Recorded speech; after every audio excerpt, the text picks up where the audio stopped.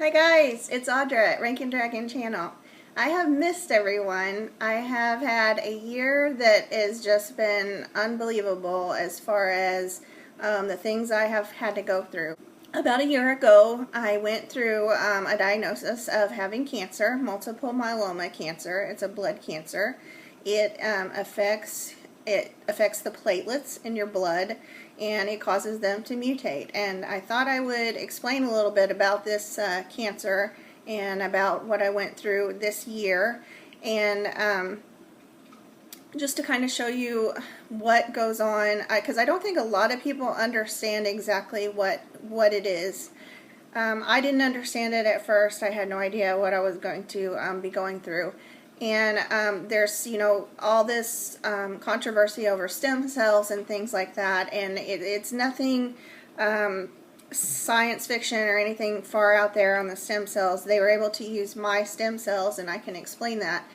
Well, back in January, I was given a diagnosis of having this cancer. I did not know how far advanced that it was. It turned out to be very far advanced. I was at 90%, which meant my plasma cells were 90% corroded. Most people die at 95%. I had at best about 3 months left. They did not know if I would make it to transplant. Somehow I responded to the regular chemotherapy that they gave me. They gave me 4 months of what's called an induction chemotherapy, and it's just strong chemotherapy, and they usually try 3 different types and see what they can do. They kind of blast it hard to get rid of what cancer is in there, to get you into remission before you go in the hospital for your stem cell transplant. Also, to let you know, a stem cell transplant is the same thing as a bone marrow transplant. If you've heard of bone marrow transplant years ago, that's what that is. It's the same exact thing. So I made it, through that chemo. It was horrible. You felt awful. I was sick as I've ever, going to be, probably, because I was, pretty close to the end there. But actually, I went through that, responded to the chemo. The lesions, the platelets cause you to have lesions or tumors inside the bone, and it eats a hole inside your bone from the inside out. So it's like it's being corroded away, with acid, and that's why I was having all the issues with not being able to walk, and the holes into my bones. Turned to find out I have holes in my pelvis. I have holes in my ribs. I have a hole in my skull. Holes everywhere from this cancer, and that is still there even after the transplant, but it will take several years for that to get back, and those will never heal completely, but I can't complain considering where I am today. After the induction chemo that I discussed, they take and they put a I don't know, you can't see like that, there's a hole right there, and then there's a hole right there. They put this it's like a port, but it's called a NeoStar catheter, and that's just a raised spot it's going to be there. And they put this in, and then they go up through your heart. It goes into your heart, and it's a fairly good size hole there, because I've got that raised area there that's fairly good size, because they take and they pull your stem cells. They give your medication to move these stem cells out of your bone marrow. And apparently you've had these stem cells since you were a baby. They're stem cells that are in your bone marrow. It moves out into the bloodstream, and then they take that out 2 weeks before your transplant. You go in, and they pull all of that blood out through a it's like a dialysis machine is the easiest way I could describe it. And they pull it out through there. They clean those stem cells down as far as they can get them, and then they put those into a bag and they freeze them. And then 2 weeks later, you go in for your what's called a transplant. The scary part about it is they give you a lethal dose of chemo. And it's a very high dose chemo. They've been using this since the 60s. It contains propylene glycol, the same stuff that's like in antifreeze. And that's just the solvent alone. There's a lot of side effects from it. it's the chemo itself. And what they do is they give you enough chemo to literally kill you. It will kill you. And the only reason that you survive is because they take those stem cells that they took out, those blood cells, and they put those back into your body as your recovery. And that's what it does. It recovers you. They start to build back up, and your blood, starts over again from being completely clean with no cancer, and then it builds back up as much as they can with your own cells. So, but it takes a while, and the risk of infection in the hospital is crazy. I mean, they do not, because your immunity is less than a newborn baby. Any germ, your own body, that chemo destroys the inside lining of your esophagus down through your stomach. So the actual bacteria, natural bacteria that you have in your own body goes into your body, and your body is attacking itself just because it has no immunity at first. Once they've, introduced your new cells, they need time to build back up. So it's scary. I mean, in the hospital, you have your own blood pressure cuff, your very own. Even the flashlight they look in your mouth with is your own. They do not, transmit anything from room to room. It's just all very, very infection control. It was definitely worth doing. And that's all the transplant was. They put that back in, and then you wait at the hospital for about 3 weeks to make sure that all that's going to, go back in. Your stem cells are going to take.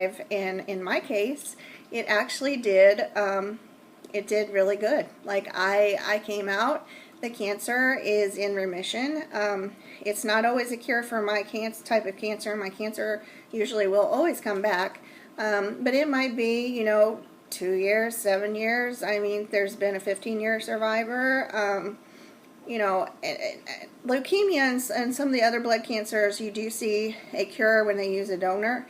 They use a donor stem cell because once you've had so much chemotherapy, you cannot produce stem cells anymore. Yours are destroyed. So that's why you see a lot of kids and stuff, they have to get a donor to go give platelets and to get their stem cells from them. And it's very important because otherwise they can't make that on their own. And that's something you might want to consider. It's World Cancer Day today, and I am doing this video. And a lot of blood cancers are children that have blood cancers, unfortunately, and it's heartbreaking. And all you have to do is give platelets, and you do not have to do what I did with the big thing through your heart and that kind of thing. They just go and you give blood, and they take out your platelets, and that's what's affected during our cancer. And a lot of times you do not have to be a family member of children to be a match or with blood cancer like that. I'm just saying multiple myeloma, my type of cancer, does not do well with a donor. There's a little bit more advantage, but not a lot of advantage. But on other people like leukemia, other blood cancers, these kids are getting a cure. They are little kids, 4 and 5 years old, when they start, and you see them graduate high school, college, have kids. I'm sorry, I don't mean to get emotional, but I don't get upset for myself. But whenever I see the kids, have to go through this, it's devastating to me. If that was my child, or just as a kid itself, you should have a childhood. You shouldn't have to be going through what they go through. But that is an option. You can just call your hospital to donate platelets, and you can be a match for someone. They just have to be like 6 things in your blood that match 6 things in their blood, and it works. And a lot of times I've seen where the regular people, family members, do not match, where a perfect stranger will match. It's something you might consider if you want to help other people. That it's a fantastic thing to do. And like I said, there's children numerous children that suffer with this, and I just can't imagine a child having to go through it. So if that's something that you feel like you would want to do, I bless you. I think that is the most fantastic thing that you could do for someone.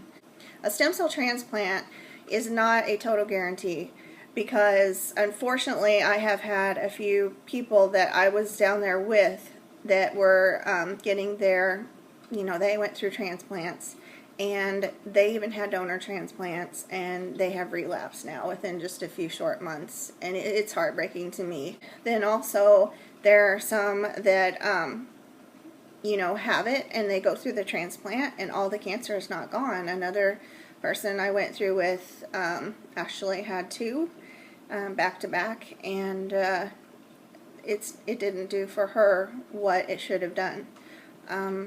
So there is the chance it's not the cure-all, but they're still here for maybe a few months more than they would have been, and it's a scary thing. It really is to go through. I just wanted to let people know that you can survive a stem cell or bone marrow transplant. I would definitely do it. I had to do it because my daughter is 11 years old, and I cannot leave her. I will fight until there's no fight left in me, and then after that, you know, it's out of my hands. But I have to be here for her. And the other people, you know, feel the same way, and they have children, and, you know, we're just given the time that we're given. But definitely don't be scared of getting a transplant if it's not near as bad as I thought it was. I would say I would not want to go through it again. I mean, it is that bad that I would not want to go through it again. But if there's a possibility down the road 2 or 3 years later that I need it again and my daughter's still young, I will do it again. And I just wanted to let you know you can do really well. If I didn't have the issues that I had, my particular cancer causes the holes in the bones. And if I didn't have that, I'd be out running down the street going crazy right now.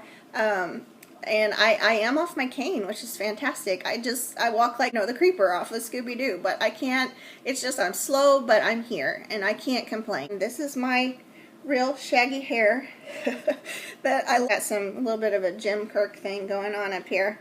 It looked like a chia pet for a while because it was, just little sprigs.